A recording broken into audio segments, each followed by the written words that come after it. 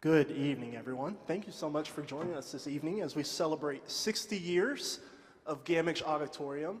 As Dr. Kasler said, my name is Knox. I'm a second-year doctoral student here at ASU, studying wind band conducting and with a background in historical musicology. So I have a passion of merging music and history and all of the arts. And I am so thrilled to be joined this evening by Dr. Jennifer Gray, who is an architectural historian and the director of the Taliesin Institute. Dr. Gray, thank you so much for being here with us. You're welcome. Am I on? Yes. So, Dr. Gray, if we can start, can you talk to us a little bit about what an architectural historian is and what is your role with the Taliesin Institute? Sure. So I'm an architectural historian, and my focus is modern American architecture and kind of in general, and Frank Lloyd Wright specifically. And in case you're wondering what that job is, I essentially teach like graduate and undergraduate students. I write articles and books and curate exhibitions and kind of academic work like that. So this university partnership is kind of right up my alley in that regard.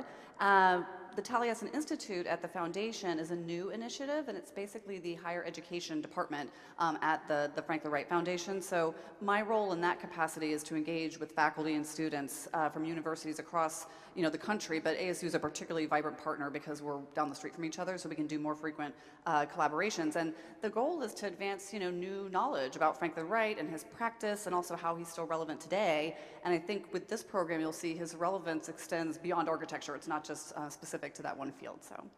So let's backtrack a little bit. For those who might not know, who was Frank Lloyd Wright, and what is his relevance for this building that we're in right now?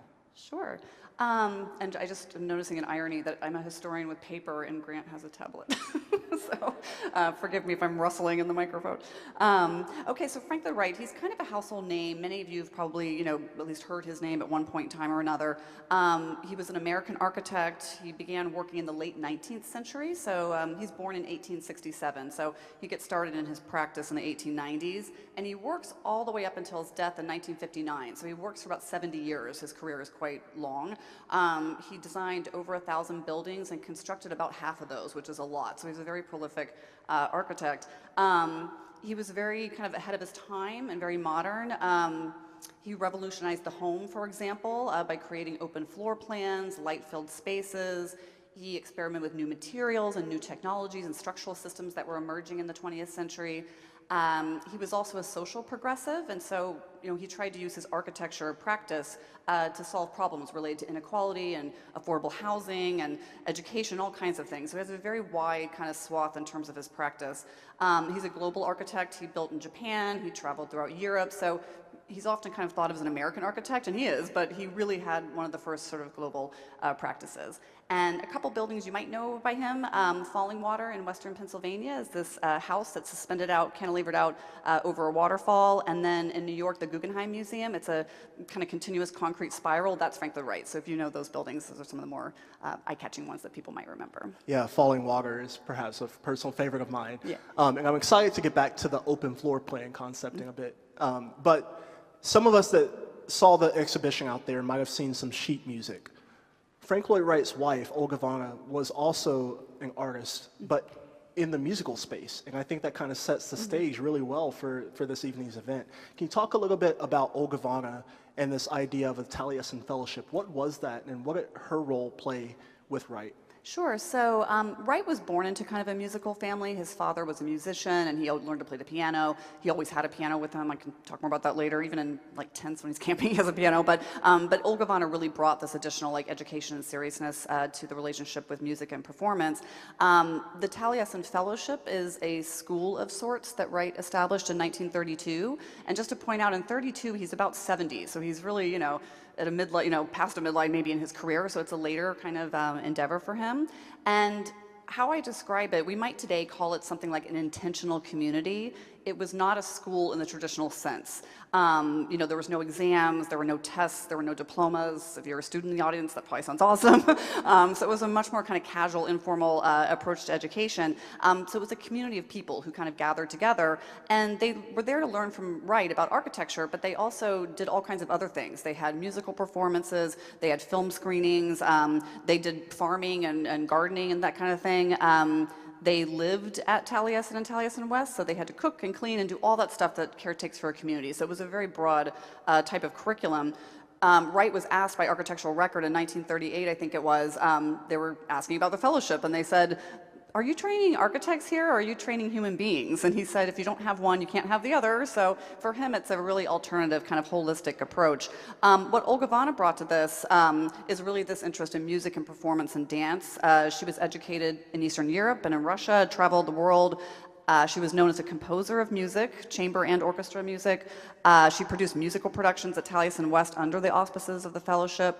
Some historians have even suggested it was Olga Vana's idea to start the Taliesin Fellowship, and we don't totally know, but regardless, she certainly did exert a huge influence in terms of this aspect of what the fellowship was.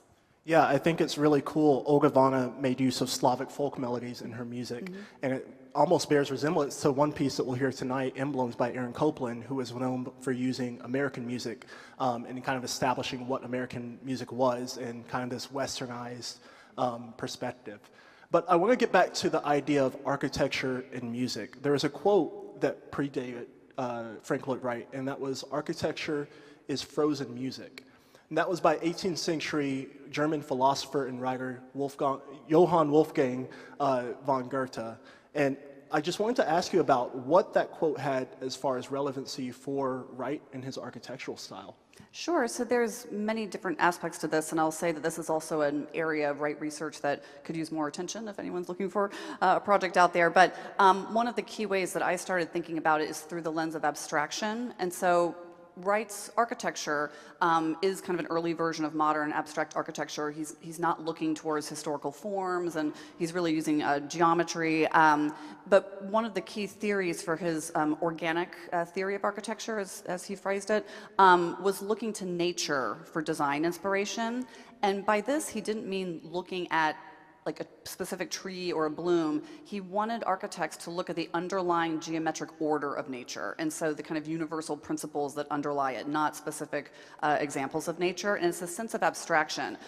When he is coming of age and thinking about these ideas and formulating his own theories, many artists were interested in music as the most abstract art form. So when Wright's starting his practice in the 1890s, early 20th century, you also have the rise of abstraction in painting, like Cubism and Kandinsky and things like that. Literature has the same kind of process. So abstraction and modernity, it crosses all the different fields, and so music was often held up as the most abstract art form because it's not tangible in the same way. It's rhythm and mathematics and things like that. So that's one entry point for architecture as frozen music. Yeah, that's a really fascinating idea when it comes to theory, and that's a great segue to the experience part of music.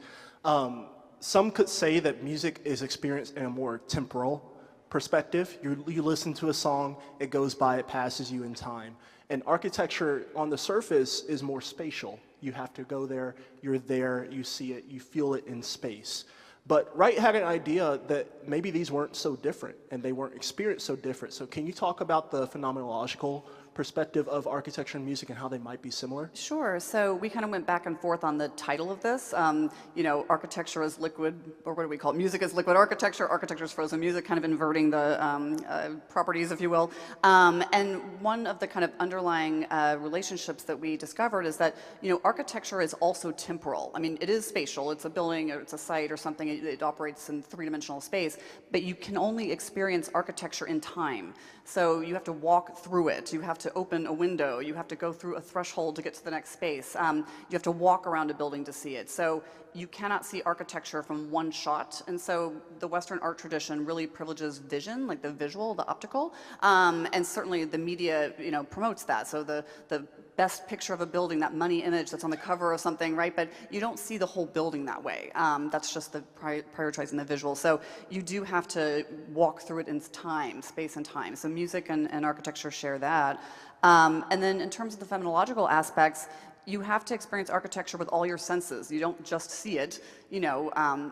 If you go to Taliesin West, for example, and we're hoping some of you will, we've offered some discounted tours, you'll notice that all of your senses are engaged: touch, sound, smell, There's lots of fountains at Taliesin West, for example, so if it's quiet, you'll hear the tinkling of the water.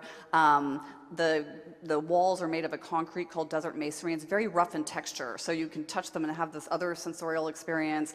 You can smell the flowers. There's a lot of landscaping there. So you're looking at it, but you're experiencing as an embodied subject, and so you're experiencing with all your senses. And music also has this kind of emotional, you take a journey when you listen to a piece of music, right? So you kind of lose yourself and have all those sensations and feelings. Yeah, that's very powerful.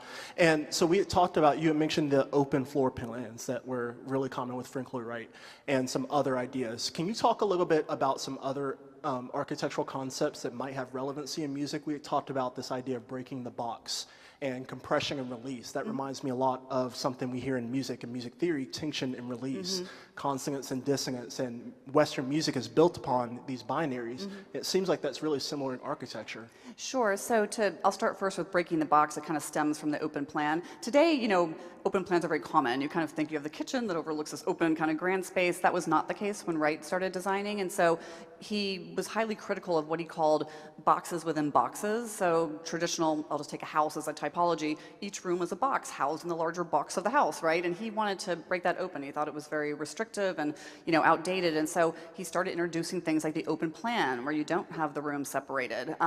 Rows of windows that are connected together, so the walls are almost glass, and so it's really open to the outside. He'll often have a glass corner, like two windows that meet at a corner, and that, you expect there to be a support at the corner to hold up the roof, and you don't have that there. So you literally are breaking open that side of the box to go to the outside, and so he's really making ambiguous the boundaries between what's inside, what's outside, what's the architecture, what's the environment beyond. He's breaking down those boundaries. So I would say that's one of them. And in terms of compression and release, in his practice, what this refers to is he'll often move you through a space that's quite tight, like the ceiling might be low, it might be dark, you're kind of uncomfortable actually, and he kind of pushes you through that, and then the next room is this huge big open space, so it's called compression and release in his architecture, but there's a clear relationship to music with that. Yeah, and back to the breaking the box thing, for those of you who are music fans, that kind of reminds me of the French Impressionists, Claude Debussy, Maurice Ravel, similar type of architecture there. So it's a really cool comparison. Maybe those French Impressionists came a little earlier than Wright, but similar type of modernist idea across the art forms. Very cool. So now to segue from boxes to circles, sorry for the pun there, can you talk a little bit about the space, Gammage Auditorium? This was, of course, completed posthumously after Wright's death. So can you talk a little bit about what the space meant to his overall body of work as an architect? Sure. So, the Gammage comes at the end of his career. He's working on it for about the last 2 years before he passes on. Since he dies before it's completed, it goes to his apprentices. So William Wesley Peters, which was one of his most trusted apprentices and also his son-in-law, he helped to complete it together with John Rattenbury, another of the apprentices. And in the 50s, Wright is experimenting with circular geometries. He goes through different types of geometries over his career, but circles in the 50s. He does circular houses. The Guggenheim is in the 50s. Pittsburgh Point is around this time, a little earlier. So he's really thinking about the spiral and about circles. So Gammage comes out of that for sure, that 1950s circular geometries. It's based on an unrealized design, though, for an opera house in Baghdad. So Wright was asked to do, a commission for an opera house there, together with many other very important European architects like Walter Gropius, Le Corbusier. So they assembled this kind of international team of people to sort of rethink the city of Baghdad.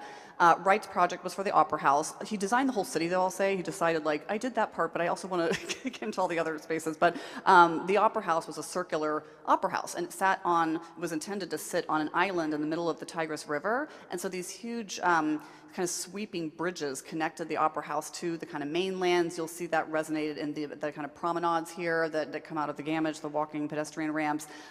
It was spires and domes, water features, but the whole thing was based on the circle. And so this gets kind of repurposed for the Gammage Auditorium when that project falls through. Very cool, very cool. I could go on all day about this. This is so fascinating.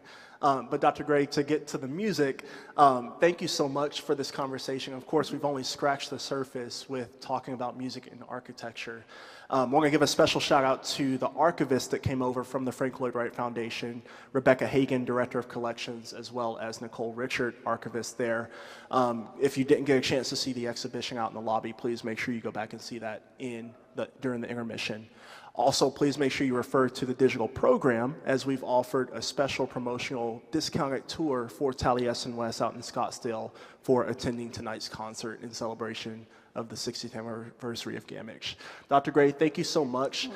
If you wouldn't mind leaving us with maybe one tidbit about Frank Lloyd Wright or one just fun fact about Gammage Auditorium or anything in general. Sure, and I'll give another shout out to Nicole because she gave me this fun tidbit because I couldn't think of one. Wright's personal collection of recorded music contains over 500 records, just to give you any sense of how deep that went.